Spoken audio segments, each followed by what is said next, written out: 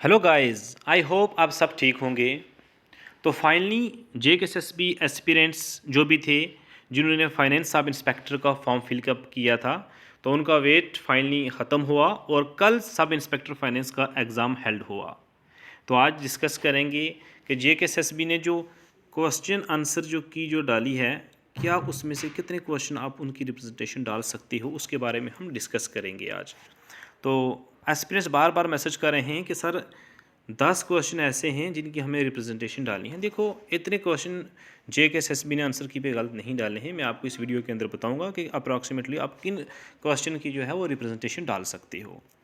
तो आप स्टूडेंट्स बार बार मैसेज कर रहे हैं कि सर इसका कट ऑफ क्या 90 से बिलो नहीं जा सकता। तो मैंने कल भी आपको बोला था कि इसका कट ऑफ जो है क्या रहने वाला है, वो मैं आपको प्रीवियस वीडियो में बता भी चुका हूँ।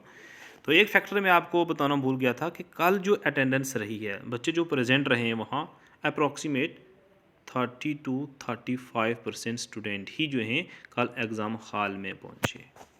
देखो, एक एक्सपेरेंट बोल रहा था कि सर मेरे हॉल के अंदर 80 स्टूडेंट बैठने की अरेंजमेंट किया गया था, तो उसमें से सिर्फ 4 स्टूडेंट ही आए हुए थे।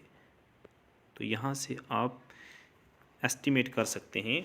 ओवरऑल इसने बताया कि सर 350 के अराउंड थे उस हमारे एग्ज़ाम हॉल के पूरी बिल्डिंग की में। तो अप्रॉक्सीमेटली 100 के आसपास वहाँ पे स्टूडेंट हमें देखने को मिले। तो 30 से 35% जो है ओवरऑल स्टूडेंट अटेंडेंस हमें देखने को मिली है। तो लेट्स डिस्कस करते हैं कि कौन से क्वेश्चन जो है आपको रिप्रेजेंटेशन डालनी है। तो देखो, सबसे पहले एक एस्पिरेंट से मुझे एक मैसेज किया कि सर इसका जो आंसर है वो KT31 आता है। तो उसको मैं बताता चलूँ कि KT31 नहीं आता है। जो आंसर दिया है JKSSB ने वो वही ठीक है।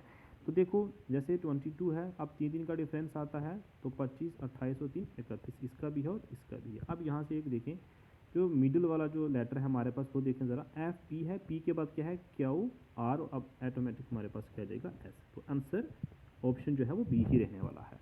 अब नेक्स्ट की बात करें। अब ये जो स्टूडेंट बोल रहे हैं कि सर इसका आंसर जो है वो नेहरू गार्डन भी आता है और चश्मा शाही गार्डन भी आता है। तो मैं आपको बताता चलूँ, देखो नेहरू गार्डन भी श्रीनगर डिस्ट्रिक्ट के अंदर है और चश्मा शाही गार्डन भी श्रीनगर डिस्ट्रिक्ट के अंदर है। तो देखो, जो नेहरू गार्डन है वो चश्मा शाही के गार्डन जो है उसके नियर है दोनों कहाँ, श्रीनगर डिस्ट्रिक्ट के अंदर, लेकिन ज़बरवान रेंज में के पास कौन सा है, वो है चश्मा शाही। आप इसकी भी रिप्रेजेंटेशन डाल सकते हो नेहरू गार्डन की, ये भी कहाँ पे है, श्रीनगर डिस्ट्रिक्ट की, अगर आपको ऐसा लगता है। तो नेक्स्ट क्वेश्चन,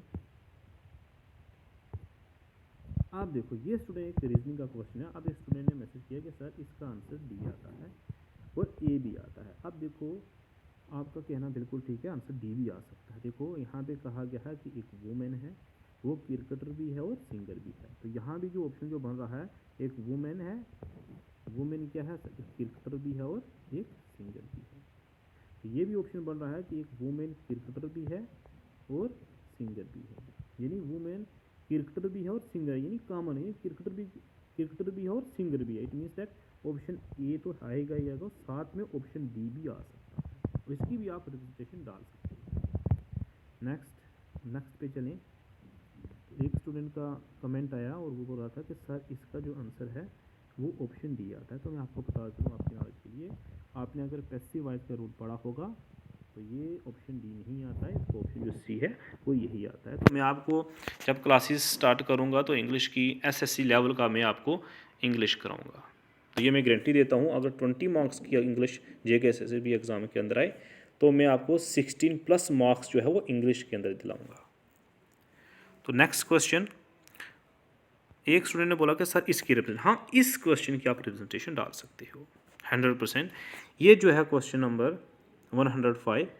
तो ये जो क्वेश्चन उन्होंने JKSSB ने दिया है PQRS।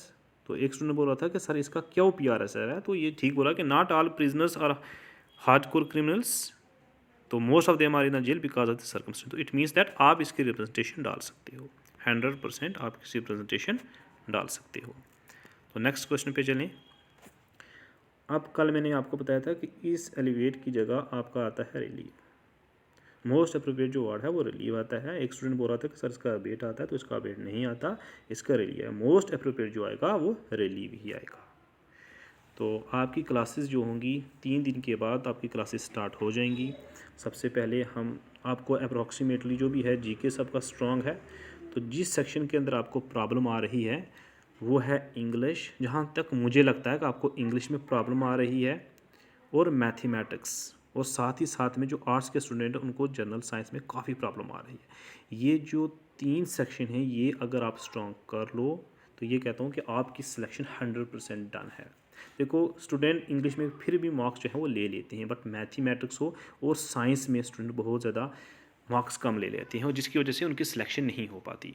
तो ये जो 3 कंपोनेंट हैं हमारे पास, इंग्लिश, मैथमेटिक्स और जनरल साइंस, ये मैं आपको कराऊंगा और ये एश्योर करता हूँ कि आपके मार्क्स जो होंगे, अगर ये 30 या 35 मार्क्स के बनते हैं तीनों सेक्शनों मिला के, अगर 30 मार्क्स के आया तो मैं आपको 25 प्लस दिलाऊंगा, ये गारंटी है मेरी।